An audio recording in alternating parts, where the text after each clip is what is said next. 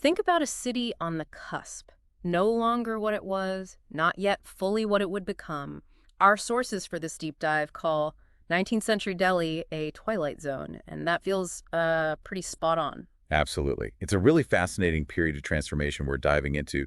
We're looking at how Delhi shifted across, well, three distinct phases revealed in our material. Right. First, the sort of fading grandeur of the Mughal court, Yeah. then the tightening grip of the company Raj, that's the rule of the British East India Company, of course, and then the massive, earth-shattering impact of the 1857 revolt. So our goal today is to understand not just the surface level changes, but the underlying currents that shaped Delhi during this really pivotal century. We want to give you a real sense of how this history continues to echo, even in the modern city. Exactly. Okay, so let's unpack this. Looking at Delhi, when the company first really encountered it, it was fundamentally a Mughal city, wasn't it? Oh, entirely. The heart of Delhi at this time was Shahjahanabad, which was established way back in 1648. And the Mughals moving from Agra, that wasn't just a whim, was it? There were reasons. Definitely not a whim. Delhi held immense historical symbolic weight. Plus, practically speaking, it offered a more agreeable climate than Agra's intense summers. And strategically. Strategically, yes. Better terrain, readily available stone for building, and of course the lifeline of the Yamuna River for water. Its position, sort of central within the empire, and the natural defenses from the Aravalli Ridge and the river, all critical factors. And Shahjahanabad itself, it wasn't just a random sprawl of buildings, it was designed. Precisely. The planning is very deliberate. You had the fort, the city walls encircling it, a moat for defense, very secure. And the main streets? Major roads like Chandni Chowk and Faiz Bazaar, Sure. they were like the city's main arteries for commerce, for social life. Then you had the residential areas split into these units called Katras, Mohallas, Kuchas. Like neighborhoods almost? Exactly, like distinct quarters or neighborhoods. And their names often tell a story, maybe where people came from, like Kashmiri Katra, or what they did, or who they were named after. Katranil, for instance, might have been linked to indigo trade. It paints such a vivid picture. And I remember that line from the poet Mir, "The streets of Delhi are not mere streets, they are like the album of a painter." Really captures the energy. It does beautifully. But it wasn't all grand palaces and wide avenues, was it? There was a mix. That's a really crucial point. Bernier, the French traveler back in the 17th century, he described the contrast. Lavish homes for the aristocracy, built with brick and stone, standing near much humbler dwellings, often just mud and thatch, for the lower classes. And later travelers saw that too. They did. In the 19th century, people like Heber and Forbes noted the same thing. They even remarked that the scale and grandeur of some noble houses in Delhi surpassed what they'd seen in, say, Moscow or parts of Europe. So you had this fascinating mix. Impressive buildings, yes, but also simpler areas, especially around the busy wholesale markets or near the royal gardens. Now, as the 1800s went on, the city's population started to climb. Our sources mention growing numbers. Absolutely. A clear upward trend in the early 19th century. Getting exact figures before the 1840s is tricky, but by 1833, you're probably looking at around 120,000 people. And it kept growing. Yes, up to over 150,000 by 1853. Interestingly, some British officials kind of smugly attributed this growth to their administration. Security, comfort, impartial justice. Taking the credit. Well, regardless of the exact reasons, the growth was real. And it fueled a lot of building activity, especially along those main roads, Chandni Chowk and Faiz Bazaar. Where did the people come from? A lot of migration, actually. Many people came from the Punjab looking for opportunities, and naturally, more people meant land values went up. So it wasn't just more people, it was changing the city's fabric. Definitely. New people seeking opportunities under the company. It inevitably started to dilute those older, established Mughal social structures. And alongside these population shifts, Delhi had this very distinct cultural vibe, a certain way of life. It really did. Our sources talk about a refined cultural environment, almost inward-looking. Sometimes residents often saw themselves as culturally superior to outsiders, the barbaric people beyond the walls. And literature and arts were central. Hugely. Mushawaras, those poetic gatherings, were massive. And Distangoy, the art of storytelling, integral parts of life. What about festivals? Big annual festivals like Basant celebrating spring and Ful Balan Kiser, the procession of the florists. What's fascinating is they were celebrated with huge enthusiasm by both Hindus and Muslims. Real shared celebrations. Yes, often going late into the night, very lively. Plus, you had Islamic mysticism playing a role, and the sophisticated salons run by courtesans adding to this rich cultural mix. It sounds like a really vibrant scene, intellectually and socially, and the arrival of printing presses that must have poured fuel on the fire, right? Oh, without a doubt. Getting Persian and Urdu lithography presses was huge. It made spreading literary works, new ideas, so much easier. Yeah. And this happened alongside the growth of education. Which brings us to the Delhi College, described as the nerve center of Delhi Renaissance. That's powerful. It is, isn't it? That phrase came from C.F. Andrews. The college, it got some early funding and then a big grant from Nawab Itmad-ud-Dowla, and its curriculum was surprisingly broad for the time. What did they teach? Started mainly with Persian and Urdu, the traditional languages of scholarship in court, but then they introduced English. And this is where it gets interesting with the translations. Exactly. The college's vernacular society did something amazing. They started translating Greek classics and contemporary Western scientific works into Urdu. Into Urdu, not English. Into Urdu, which meant these Western ideas could reach a wider audience, even if people were a bit wary of learning English itself at first. Right. There was that suspicion about English education, wasn't there? Fear of conversion attempts. That's right. Initially, some locals worried it was a tool for proselytization. So while learning English offered practical benefits, jobs with the British administration, it wasn't immediately seen as, well, essential for a proper education in the traditional sense. Any examples of that resistance? Well, a famous one is Syed Ahmed Khan, brilliant man, to Delhi College. But initially, even he expressed doubts about, say, the Copernican sun-centered view of the universe. It shows how deeply rooted traditional worldviews were, even among intellectuals. Took time to shift. But despite that initial caution, the Delhi College produced some incredible people. Absolutely remarkable individuals. You had Ramchandra, his work on differential calculus actually got noticed internationally. Dr. Mukund Lal, one of the first allopathic doctors in the city. Scholars, too. Yes, Maulvi Ziauddin, Maulvi Zakalat, noted scholars and historians, and Syed Ahmed Khan himself, of course, who became such a major figure later in the 19th century. A really diverse, impressive group. And the college wasn't just academics, was it? It seems like it fostered a really interesting social mix, a kind of cosmopolitan feel. That's a great way to put it. The whole cultural environment in Delhi then had this notable camaraderie. It often crossed religious and social lines. So, British officials mixing with local elites. Yes, you saw a real bonhomie between British administrators, the Muslim aristocracy, the Umara, and prominent Hindu groups like the Kayastas and Khatris. They all kind of shared this Urdu cultural sphere, went to the same gatherings, appreciated the same poetry. And institutions reflected that. They did. Things like Gubbins Relief Society, the Delhi Bank founded by the influential merchant Lala Chunamal, and the Archaeological Society. They all show this cross-cultural engagement. That Archaeological Society is interesting, shows a shared interest in the city's past. Exactly. And even Syed Ahmad Khan's major work on Delhi's monuments, the Azar-uz-Sona did. Based on his reading of inscriptions, he concluded a Hindu ruler had actually contributed to building the Qutb Minar. That kind of interpretation speaks volumes about the intellectual exchange happening. It sounds like a city that knew how to enjoy itself, too. Kite flying and poetry seem really central. Oh, they were absolutely integral. A real spirit of gaiety in daily life, composing poetry, flying kites. These were passions for everyone, high and low. Even the emperor. Apparently so.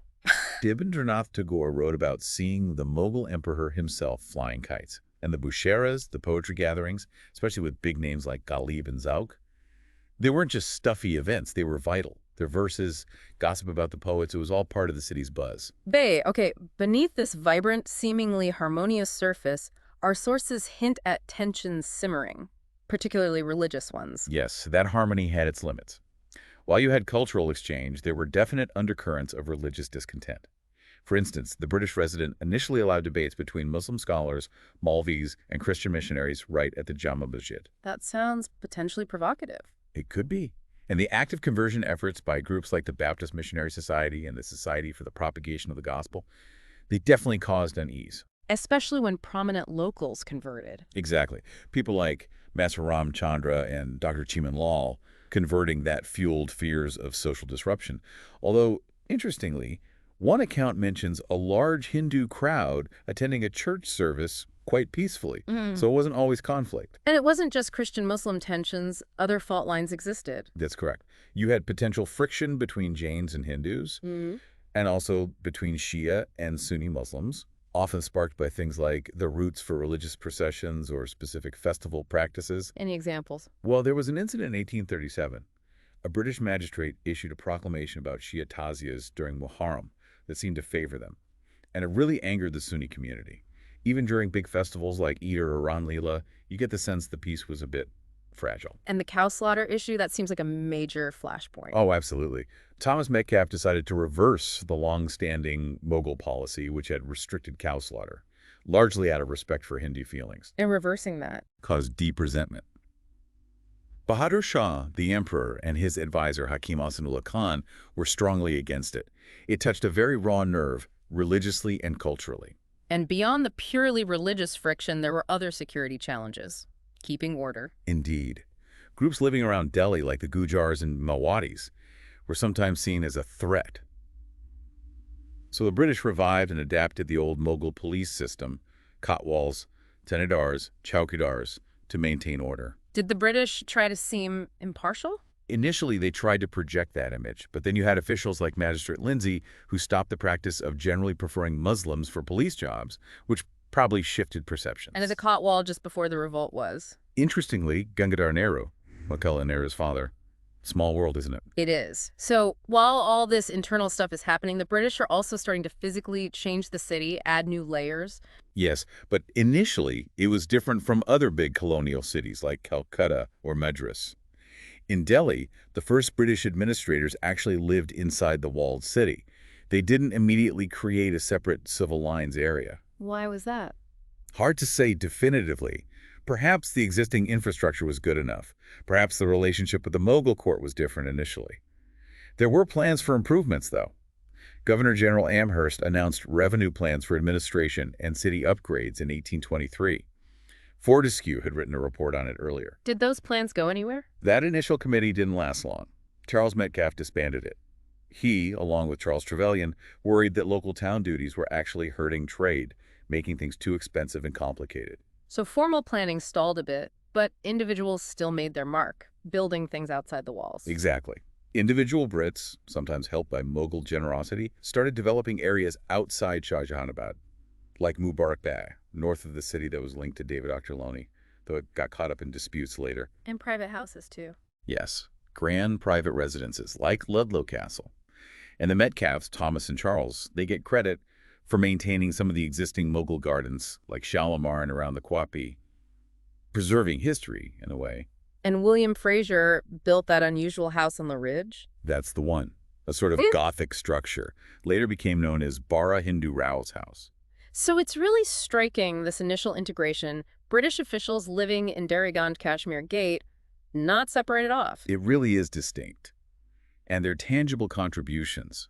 Well, contemporary accounts list things like improving the canal system, setting up an arsenal, building St. James's Church, the Delhi College we mentioned, and the printing presses. And using existing buildings, too. Right. Safdar Jones' tomb complex apparently served as a guest house.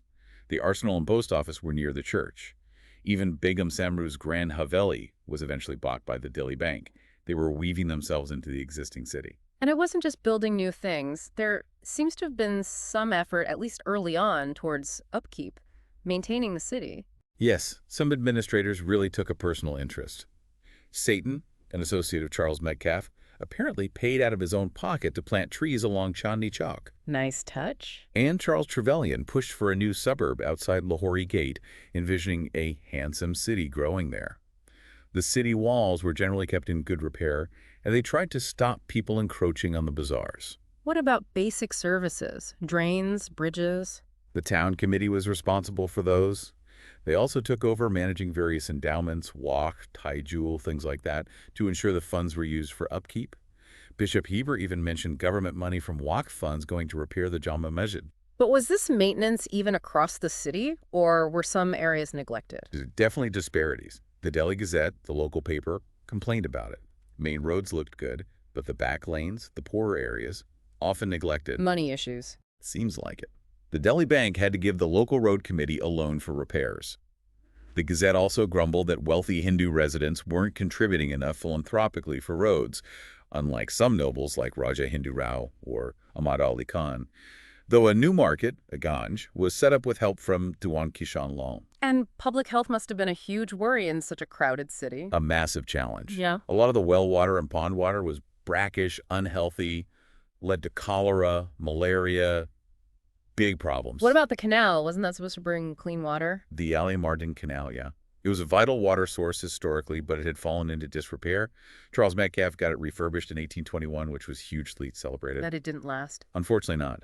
So much water was being taken out upstream for irrigation that it soon dried up again. And because people started relying on the canal water, they neglected the wells. So many of those turned bad. Vicious cycle. It was. They built a big tank, Diggy, to help. But its drain didn't work properly and actually caused flooding nearby. Even later, someone like Napier was commenting on the awful state of sanitation. Was there any move towards healthcare? There was a recognized need for a dispensary. Some money came from private donors, some from the government. But when an act came in 1850 allowing the government to tax people specifically for public health improvements, People didn't like that. Metcalfe noted quite a bit of resistance. Paying new taxes is rarely popular, is it? True. Then, 1857, the Revolt. That just changes everything, doesn't it? Fundamentally alters Delhi's path. Completely. The revolt was incredibly divisive, and not just along simple Hindu-Muslim lines or rich-poor. Motivations were really complex. Self-interest local rivalries played huge roles. Like how? Well, you'd have one Nawab siding with Bahadur Shah, the rebels, while another might hedge his bets or actively side with the British. Even the merchants and bankers were split. It wasn't monolithic. And the immediate aftermath, when the British retook the city, brutal. It was a reign of terror, plain and simple, widespread, systematic looting by the army. Officers, even their wives, grabbing plunder. Irreplaceable books and manuscripts destroyed. In the killing. Indiscriminate killing of inhabitants for days after the city fell. Some accounts say basically any Indian man found inside the walls was killed on sight initially, though women and children might have been spared more often. Theophilus Metcalfe, whose house was damaged, was known for taking personal revenge, despite John Lawrence urging restraint. Which led to people fleeing the city. A mass exodus. Absolutely. The poet Caleb wrote about it vividly, the panic flight. Even the old and sick found hiding later were forced out.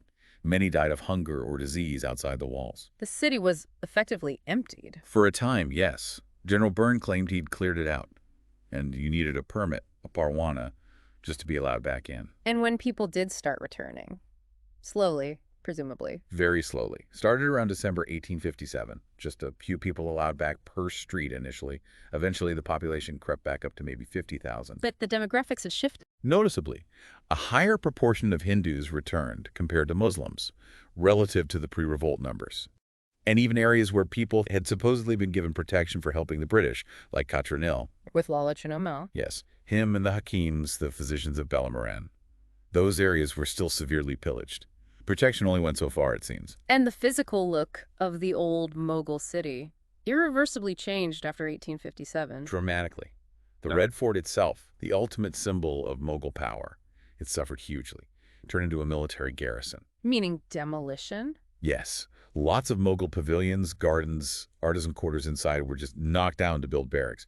A huge loss of the original Mughal aesthetic. And outside the fort. Similar destruction and alteration in many mohallas and bazaars. Maybe 10,000 to 12,000 people displaced just by these changes. And then came the railway. Ah, the railway line. Right through the middle. Right through the heart of the old city. East-west. A massive 300-yard wide swath cut through everything. Plus a new passenger station, freight depot, and new roads built alongside the tracks and around the old city. It totally reconfigured the landscape. It really sounds like a deliberate effort to break with the Mughal past, impose a new colonial order visually. You definitely see a discarding of the old Mughal aesthetics. That beautiful marble-lined canal down Chandni Chowk, gone. The trees Satan planted, many gone. And Jahanara Begum's Sarai. Replaced by a very English-style city hall. The garden there was redone in an English style too. It was a clear shift. Towards what? What replaced the Mughal grace? Gradually, a more functional, modern, commercial look took over. Different parts of the city became known for specific trades, grain markets, heavy machinery, chemicals, paints, eventually auto parts. A very different feel from the city Mir described. So from this refined Mughal capital, through the complex phase of early British influence, to a city scarred and reshaped by 1857, emerging as a commercial hub under total British control. It's a powerful story of transformation. It really is. And the Delhi you see today, it carries all those layers. It's a palimpsest, isn't it? Mughal heritage, colonial interventions, the deep scars and changes from 1857. they're all still there, physically and perhaps culturally too. Those architectural markers of Shah Jahanabad were profoundly altered. It truly makes you think when you walk around Delhi, doesn't it? You see these Mughal remnants right next to colonial buildings, next to modern structures. How do those visible echoes reflect the deep, sometimes traumatic transformations we've talked about today? What stories are those contrasts telling us about the enduring legacies of 19th century Delhi? That's definitely something to mull over after this deep dive.